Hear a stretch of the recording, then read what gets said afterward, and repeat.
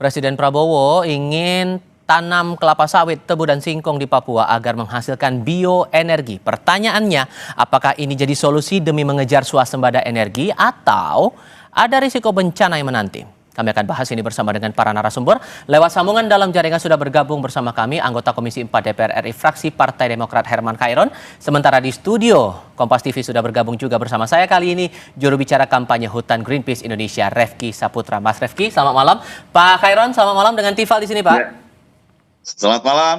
Terima kasih sudah bergabung bersama kami. Kalau mencermati pernyataan Pak Presiden ini, Pak Khairon, hitung-hitungan yang sudah ada saat ini di DPR, potensinya seberapa besar kalau kemudian perintah Pak Presiden atau keinginan Pak Presiden kelapa sawit, tebu, singkong ditanam demi bioenergi ini benar-benar dijalankan? Potensinya berapa besar? Ya kan, kawasan yang masih luas, yang masih bisa dikembangkan untuk budidaya itu adalah di kawasan-kawasan yang hari ini tentu masih memiliki luasan yang cukup. Dan hitung-hitungan tentu harus mengacu kepada keberlanjutan, harus mempertimbangkan terhadap kondisi lingkungan alam sekitar. Dan itu ada konsepsinya, ya tentu ada bagaimana cara untuk supaya eksploitasi sumber daya ini juga tidak menimbulkan kerusakan terhadap lingkungan. Misalkan membangun zona intinya yang tidak boleh diapa-apakan, zona inti sebagai zona penyangga utama. Kemudian ada buffer zone yang ini juga untuk menjadi penyangga terhadap zona inti. Baru tentu bisa zona-zona lainnya yang dimanfaatkan untuk areal penggunaan lainnya. Termasuk ya tentu untuk bisa menuju kepada target-target nasional seperti halnya untuk menuju ketahanan pangan, ketahanan energi. Dan kalau kita tidak bisa melakukan hal-hal yang tentu ini bisa memenuhi terhadap kebutuhan pangan dan energi, kan juga ini akan menjadi persoalan di kemudian hari. Tapi sorry saya potong. Tapi kalau kembali ke pertanyaan saya, potensinya seberapa besar kalau keinginan Pak Prabowo ini dijalankan demi swasembada energi itu? Emang sebesar itu, Pak? Iya. Ya besar ya, seperti di Merauke itu kan MIPE saja sudah 1 juta hektar di sana. Dan kalau mengembangkan 1 juta hektar lagi untuk kawasan sawit kan ini juga sebuah potensi yang besar. Tergantung nanti produktivitasnya. Berapa besar tentu produktivitas yang dihasilkan. Dan saya setuju ya jika memang Presiden tentu memiliki kalkulasi dan perhitungan-perhitungan selain menuju terhadap swasembada energi dengan membangun pusat bioetanol di Papua, tetapi pada sisi lain juga tentu bagaimana menjaga lingkungannya, karena ini juga akan berpotensi untuk mensejahterakan masyarakat di Papua. Persoalannya gini, dari beberapa pihak Pak, terutama dari aktivis lingkungan, menilai ada inkonsistensi. Beberapa waktu lalu Pak Prabowo sempat bilang tidak ada penebangan, tidak ada pembalakan hutan lagi kalau mencermati dari bencana di Sumatera. Sementara kemudian ada keinginan dari Presiden untuk menanam sawit, tebu, singkong yang membuka potensi pembukaan lahan dan deforestasi ujung-ujungnya. Anda merasa begitu? Contoh misalkan ya, di Merauke itu kan sudah terbentuk yang namanya Merauke Food and Energy Estate, MIPE. Ini saya sudah beberapa kali juga berkunjung ke sana dan arealnya memang sudah terbuka, dan tentu ini tinggal bagaimana secara keilmuan yang tentu nanti dengan kajian yang mendalam tadi memperhatikan bagaimana untuk membuat perkebunan yang tentu nanti bisa selain menghasilkan apa yang menjadi tujuan negara, juga tidak merusak terhadap lingkungan dan bisa menjaga sustainability-nya. Kan memang begitu konsepsinya. Seperti di negara-negara maju, mereka juga tetap menjaga zona inti, menjaga buffer zone, dan tentu yang dieksploitasi adalah wilayah-wilayah yang tentu ini sudah diperhitungkan secara lingkungan, memenuhi asas-asas pembangunan berkelanjutan. Oke, Bung Refky, ada jaminan di situ ditambah potensinya juga besar, makanya kemudian ada keinginan itu dari pemerintah. Arahan terutama dari Pak Presiden bilang tanam sawit, tebu, singkong demi mengejar bioenergi dan swasembada energi. Harusnya positif dong? Ya, kalau kita lihat ide swasembada pangan ini ya. Energi? Dia kan satu kesatuan. Swasembada pangan, energi, dan air nasional. Sejak embrionya, sejak di era Presiden Joko Widodo sebenarnya ini difokuskan, kalau swasembada itu kan istilahnya untuk dalam negeri gitu ya. Artinya kita cukup untuk memenuhi kebutuhan sendiri gitu ya. Tapi dalam dokumen yang ada sejak tahun 2016 gitu ya di Kementerian Pertanian, ide dasarnya adalah ini untuk ekspor sebenarnya. Jadi swasembada bisa jadi ekspor gitu ya. Jadi tujuannya memang untuk ke sana. Jadi demand itu selalu ada. demand untuk selalu menambah dan menambah lagi bahan bakar nabati yang saat ini dengan ekspansi kebun sawit itu akan selalu ada. Nah, sampai kapan itu kita bisa cukup ya? Karena luasan lahan kita tidak bertambah, kalau demand-nya terus bertambah untuk kebutuhan ekspor. Sekarang saja mayoritas produksi dari sawit kita, CPO kita itu untuk ekspor. Nah, ada data yang menyebutkan sebenarnya luas lahan untuk kebutuhan dalam negeri kita cuma 5 juta hektar. Gitu. Nah, sekarang kita luas lahan sawit existing itu 16 juta hektar. Mau berapa lagi mau ditambah? Nah, 2022 itu sebenarnya permintaan biodiesel itu sudah menyalip ya permintaan untuk pangan, CPO untuk pangan. Gitu. Jadi sampai kapan dalih swasembada pangan ini gunakan terus untuk sebenarnya ini idenya ada untuk ekspansi saja, ekspansi perusahaan. Nah, karena yang melakukan itu adalah yang akan melakukan penanaman sawit itu kan perusahaan-perusahaan ya. Nah, pertama itu. Jadi kalau tidak sampai kapan ini selalu diekspansi terus, lahan tidak akan pernah cukup, kawasan hutan alam akan menjadi korban terus-menerus, masyarakat juga yang ada di situ dan akan terus menjadi korban dari pembangunan ala Presiden Prabowo dan juga Presiden Jokowi. Tapi kalau membaca dari keinginan dari pemerintah mengejar swasembada energi dan itu ditempatkan ke Papua, Anda membaca potensinya juga sebesar itu? Oh, jelas. Jadi kalau swasembada pangan untuk siapa? Ya, swasembada pangan, swasembada energi untuk energi siapa? Apakah kemudian sudah apalagi ini jangan lupa ya, ini proyek yang kita dilabeli oleh PSN, proyek strategis nasional. Nah, kita dalam masyarakat sipil melihat proyek strategis nasional ini hanya ingin pokoknya jalur cepat. Semua proyek pembangunan yang melalui jalur cepat semua diterabas, tidak safeguard yang disampaikan oleh Pak Khairon tadi sebenarnya di lapangan nggak ada ya. Kita lihat di lapangan tidak dilakukan. FPIC misalnya, konsen tanpa tekanan oleh masyarakat yang memiliki lahan itu tidak dilakukan secara bermakna. Nah, bahkan juga kehadiran aparat atau militer di situ. Masyarakat ketakutan. Nah, apakah model-model pembangunan ini dengan menggunakan dalih swasembada pangan, energi itu yang harus akan dikejar oleh pemerintah? Meskipun ada jaminan juga dari pemerintah untuk komitmen ke arah sana. Anda membaca itu juga? Jaminan apa? Untuk komitmen menjaga lingkungan terutama nanti arah-arahnya itu. Kita sudah melihat itu di lapangan gitu ya.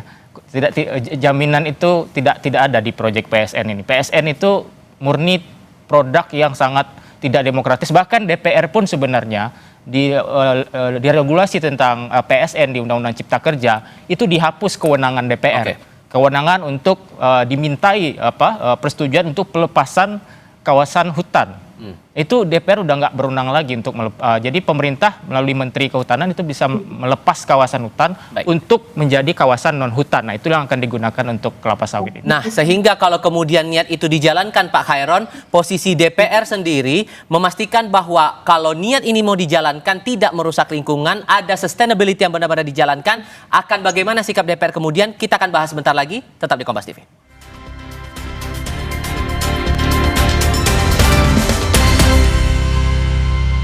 Kalau kemudian niat Pak Prabowo ini dijalankan, maka konsekuensinya akan ada pembukaan lahan.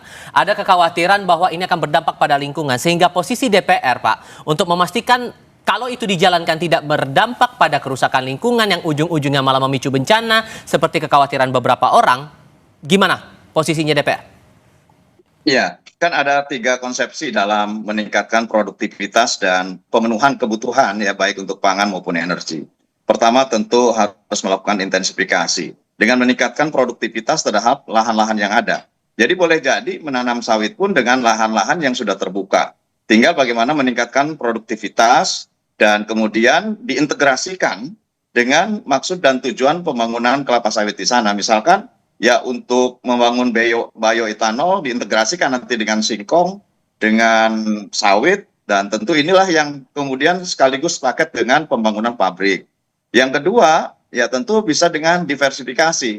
Tidak semuanya tentu ke depan dengan kemajuan teknologi, dengan kemajuan ilmu pengetahuan, bisa saja nanti tidak harus berbasiskan dan tidak harus membuka lahan yang terlalu luas, tetapi tetap berada di zona areal penggunaan lainnya, dengan tetap mempergunakan konsepsi pembangunan berkelanjutan, ada zona inti, ada zona penyangga, Dan kemudian selebihnya bisa dikembangkan nanti untuk pemenuhan kebutuhan energi, misalkan dengan kembali kepada kemampuan alam untuk bisa menghasilkan energi, misalkan dengan energi surya, energi arus laut, energi angin. Ini kan masih banyak yang bisa dikembangkan. Bahkan kalau menemukan terhadap lokasi-lokasi yang itu bisa dibangun untuk pembangunan PLTA, ya tentu nanti bisa dengan integrasi dengan PLTA. Namun sementara tentu untuk mengisi kekurangan, karena kita kan sekarang butuhnya terlalu banyak, ya 1,4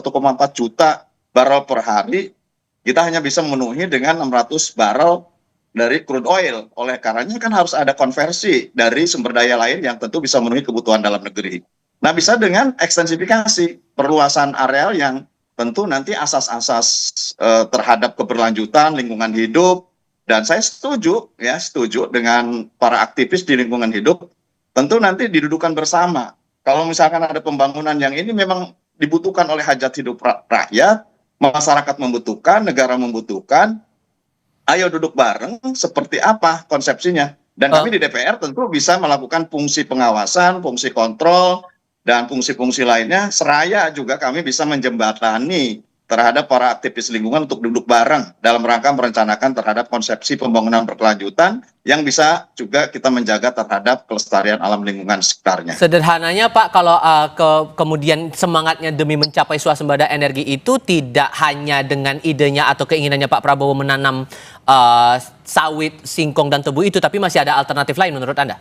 Masih ada, karena secara temporer memang yang dibutuhkan yang sekarang bisa secara cepat memenuhi terhadap kekurangan akibat terlalu besarnya kita impor terhadap kebutuhan bahan bakar, ya tentu sawit. Nanti bisa saja untuk wilayah-wilayah lain yang tentu ini bisa kita reklamasi, ya kita reklamasi. Dan bisa dikonversi kepada energi baru terbarukan lainnya. Artinya masih banyak cara ke depan, yang penting duduk bareng, tidak saling mengkritik. Tapi kalau ada ide, mari kita wujudkan, toh ini juga adalah untuk hajat hidup masyarakat, dan tentu bagi wilayah di sekitarnya untuk meningkatkan pendapatan dan kesejahteraan rakyat. Oke, dalam konteks Papua di mata Greenpeace, Mas Refki, mana yang rasanya betul jadi solusi kalau kemudian golnya pemerintah demi mencapai swasembada energi itu tadi? Idenya Pak Prabowo ini jadi solusi atau tidak? Tentu tidak, karena menurut kami swasembada energi atau ketersediaan energi harus dimulai dari bottom up, harus ditanya dulu, harus di partisipasi publik itu harus diberikan seluas-luasnya, bagaimana mereka juga penting ya diberikan ruang-ruang untuk memberikan masukan. Nah, ini yang tidak kita dapatkan selama proses ini berjalan begitu ya. Dan ini sebenarnya tidak tunggal. Apa yang dilakukan pemerintah ini kan ada serangkaian kebijakan lain di luar bioetanol dan biodiesel misalnya. Nah, tadi Pak Khairun tadi menyampaikan sumber-sumber energi lain. Nah, kita melihat Indonesia masih tergantung dengan batu bara juga, kemudian dari kebun energi ya, dari kayu pelet. Ini juga digunakan sebagai dasar untuk pemenuhan energi. Nah, ini yang kemudian kita melihat ini sebagai solusi-solusi palsu saja. Jadi pemerintah tidak benar-benar mempunyai peta jalan yang clear gitu ya, berpihak pada energi yang benar-benar adil, benar-benar tidak menimbulkan masalah baru di kemudian hari, masalah bencana, masalah dengan masyarakat adat, keanekaragaman hayati yang akan hilang. Jadi Pak Prabowo menyampaikan sawit itu adalah pohon, kan itu jauh dari yang benar gitu ya, prinsip-prinsip pohon iya, tapi belum tentu itu hutan. Sehingga Anda mau bilang bahwa perjalanannya selama ini ya bisnis as usual? Kita tidak melihat trajektori pemerintah clear mempunyai pandangan bahwa kebijakan energi itu berpihak kepada keberlanjutan, berpihak kepada masyarakat adat, berpihak kepada keanekaragaman hayati dengan beberapa pernyataan-pernyataan dari Pak Presiden Prabowo. Singkatnya, kalau kemudian membaca kondisi Papua sekarang, memungkinkan tidak kalau upaya untuk swasembada energi, menambah bioenergi itu dilakukan di sana tanpa membuka lahan, tanpa tidak mungkin. Karena sekarang saja sudah ada 486.000 hektar yang sudah beralih status menjadi tadi yang disampaikan Pak Khairul, area penggunaan lain. Itu? Di Papua Selatan. Itu tinggal dibuka saja itu wilayah 486.000. Ini SK Kementerian Kehutanan tahun 2025 September, SK nomor 591. Pelepasan kawasan hutan, di mana DPR tidak punya kewenangan lagi untuk memberikan persetujuan pasca Undang-Undang Cipta Kerja. Nah, pengawasannya di mana? Sudah nggak ada nih. Soal pelepasan kawasan hutan, 486.000 hektar. Pak Khairon sudah tahu data itu, Pak Khairon, Papua Selatan? Ya, saya kira kan ini sudah menjadi perdiskusian sesungguhnya. Dan tentu tidak menghilangkan terhadap proses pengawasan ya. Pengawasan tetap ada. Memang pada waktu pelepasan itu menjadi kewenangan dan domainnya pemerintah karena Undang-Undang Cipta Kerja. Tetapi saya kira tidak terlepas dari pengawasan. Artinya masih banyak pagar-pagar yang tentu ini bisa kita jalankan. Bahkan DPR juga membuka ruang kok untuk teman-teman dari aktivis lingkungan mendiskusikan dan kemudian apa sesungguhnya yang terbaik untuk bisa tetap menjaga lingkungan, tetapi terhadap kebutuhan yang hakiki, yang mendasar terhadap kebutuhan masyarakat banyak, ini juga kita bisa penuhi. Gitu. Oke. Kalau kemudian dari Greenpeace, Mas Refki, kekhawatirannya adalah masalah risiko bencana, kerusakan lingkungan itu, step by step apa yang teman-teman sudah baca kalau kemudian ini tetap dijalankan? Soal risiko bencana itu. Ya tentunya kami pada posisi menolak itu dilakukan ya. Jadi kami sampai saat ini masih berharap itu tidak dilakukan karena sebenarnya kita sudah melampaui kebutuhan dari sisi perluasan lahan ya karena hutan kita di Indonesia tinggal 82 juta hektar. Sumatera sudah kita lihat contohnya sekarang karena di situ semua sawit berada. Berarti potensi bencananya longsor. Nah ini sedikit berbeda. Memang di Papua Selatan itu daerah dataran ya, dataran yang lahan basah. Banjir itu sudah terjadi walaupun proyek bioetanol ini belum dibuka. Apalagi ya ada 10 nih konsesi tebu. Konsesi tebu saja itu ada 10 yang akan beroperasi. Sudah terjadi deforestasi 13.000 hektar untuk 2 perusahaan. Kalau total 10 konsesi tebu ini ada 560.000 hektar. Kalau itu dibuka, tidak bisa dibayangkan banjir juga akan terus muncul. Jadi para petani di sana sudah tidak bisa menebak lagi kapan banjir terjadi. Sebelumnya walaupun terjadi banjir mereka masih bisa memprediksi banjir itu terjadi, maka mereka bisa mengatur jarak tanam padi mereka. Ini petani transmigran mengalami banjir hampir 90% dari total area tanam padinya di. Oke. Singkat untuk masing-masing. Oke, singkat untuk masing-masing. Ini kekhawatiran juga dari efek sosialnya, Pak. Sejauh mana kemudian DPR mengingatkan kepada pemerintah kalau itu dijalankan jangan sampai ada efek sosial lagi selain efek lingkungan? Ya ini kan tergantung kebijakan pemerintah ya, tergantung kepada implementasinya di lapangan juga. Dan saya meyakini bahwa Presiden Prabowo Subianto akan berbeda lah untuk bagaimana cara pendekatan dan menangani terhadap pembangunan yang tentu sebagiannya membutuhkan terhadap ketersediaan lahan. Ini akan berbeda lah pendekatannya. Dan kami meyakini juga bahwa perencanaan yang tentu dilakukan dengan rencana untuk bisa membangun bioenergi di Papua juga ini telah mempertimbangkan terhadap kondisi lingkungan. Dan tentu kita juga bisa jadi ya, kalau misalkan ada suatu kawasan kita gunakan untuk areal penggunaan lainnya, dan tentu dengan hitung-hitungan ini bisa dikonversi terhadap wilayah lainnya yang ini bisa direboisasi, tentu ini juga bisa dilakukan. Artinya prinsip-prinsip pembangunan keberlanjutan, prinsip-prinsip pembangunan yang memperhatikan terhadap kelestarian lingkungan, tentu ini bisa dijalankan sejalan ataupun selaras dengan manfaat yang bisa diambil oleh pemerintah.